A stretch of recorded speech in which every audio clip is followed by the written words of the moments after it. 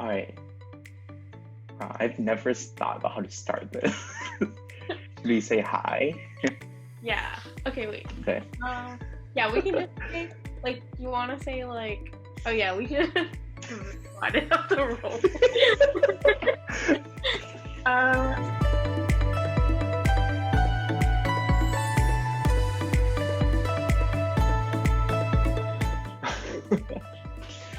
Hi, I'm Kenneth. And I'm Maya. Welcome to Journey to the Double Doc. We are incoming MD PhD students at Penn and Harvard MIT, and we wanted to create this channel to chronicle our training paths. We hope to share things that we learned along the way that we wish we had known, as well just as to be a general resource for those interested and passionate about science and medicine. So feel free to contact us at our Twitter handles or our email. We would love to hear what you want us to talk about, and so welcome to our channel and hope you will join us on our journey. I was like... And I was like, oh my god, like, why are you talking about this? Is like your first impression.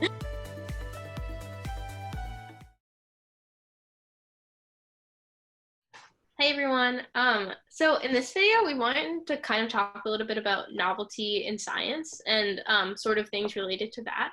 So one of the things that made me think about this topic is that this summer in my MD PhD journal club, we read a lot of cell papers. And as someone who hasn't read a lot of cell papers in the past, one thing that I really appreciated from that is that they tend to be super evidence dense. They tend to have like figures with like panels A through H, and there's all these different experiments and things like that. And on one hand, I think that's really good that we're seeing all these different technologies being used to kind of validate this hypothesis that you either had before or sort of developed after.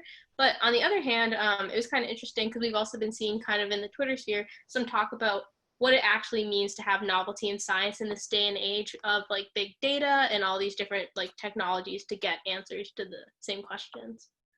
Yeah, and along those lines, relating back to like all this data that like you see in these papers, it's like the threads explicitly asks, like, and I'm just gonna quote from it: "Is discovery science dying? Is novelty being replaced by high quality, high volume mega science that values quantity over quality over novelty? Excuse me."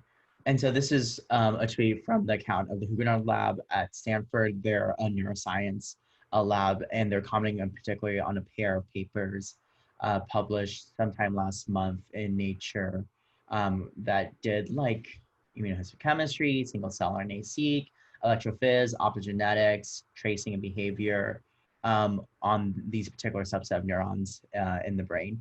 And so that's always something that I've wondered too, is if the answer to be able to make more firm, quote unquote, novel conclusions is actually preceded by like novel technologies that allow us to ask questions more precisely and manipulate things in a more firm way.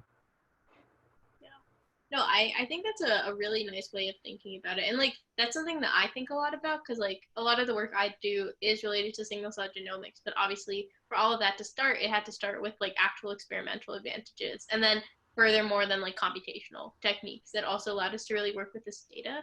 And I think like I guess one of the paradoxes of like science, or I guess not maybe a paradox, but just one of like a truth about it is that as soon as you have a really great new technology, then like a bunch of different labs will use it and it'll kind of become the norm. Like you always see single cell RNA-seq now in papers, but at the same time, with all these people using it, you inevitably get to the frontier of what that technology can do well. And I think that if tool development isn't happening at the same pace, then you kind of get back to the same point where you're almost stuck. And that's kind of where you can get findings that might not be as well founded just based on like flaws in the technology and things like that. So I guess I think that is why it's pretty important to think more about how we're actually generating like big data and not just like using big data without any questioning of it, but it's definitely a balance because there are questions we couldn't answer with the smaller data sets we had in the past.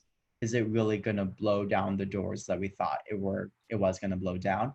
And I don't know if that, at least for me, I feel like I get caught up too much in the present or the current things that are coming out to be more retrospective and like look at how technologies have been or have not been able to like live up to the promise or the potential people thought that it had. And I think that whether or not that be single cell RNA-seq or other theories, hypotheses, or technologies. No, I definitely agree with that.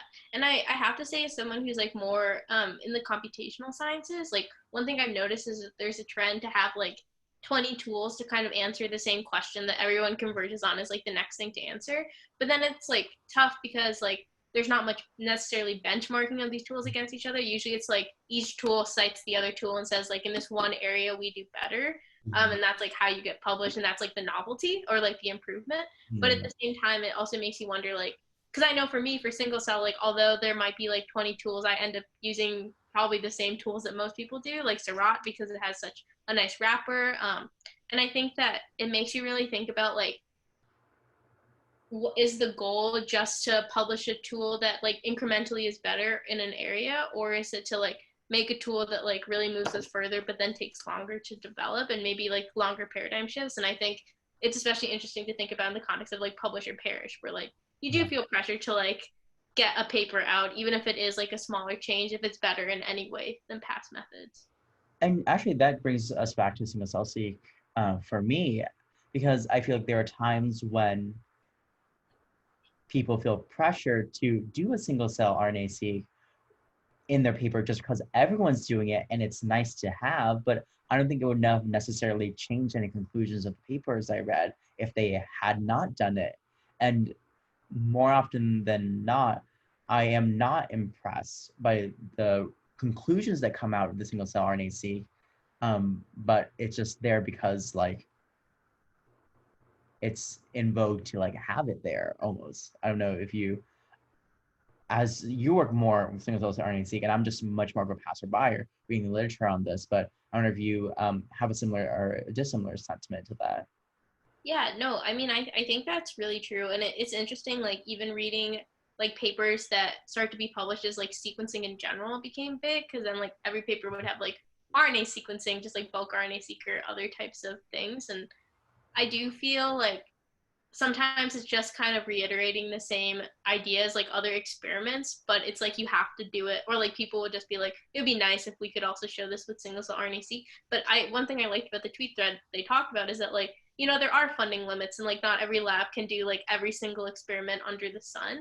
And I think it is interesting to even think about how that reflects on like where like certain institutions where they tend to publish or where they tend not to publish. And I think it's something where maybe it would be good if we could step back and be a little bit more deliberate about the science we do. But obviously, like coming from like an incoming graduate student, I understand there's a lot more complexities than maybe just that ideal world. Yeah, and in part, I think like making this video for us is like gonna give us a chance for us like a decade later to like look back and like laugh at how naive our thoughts are.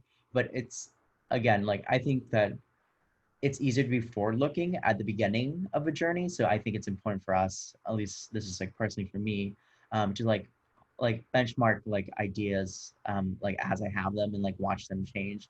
I know Maya was talking about how like they like write letters to their future selves like once they become a doctor.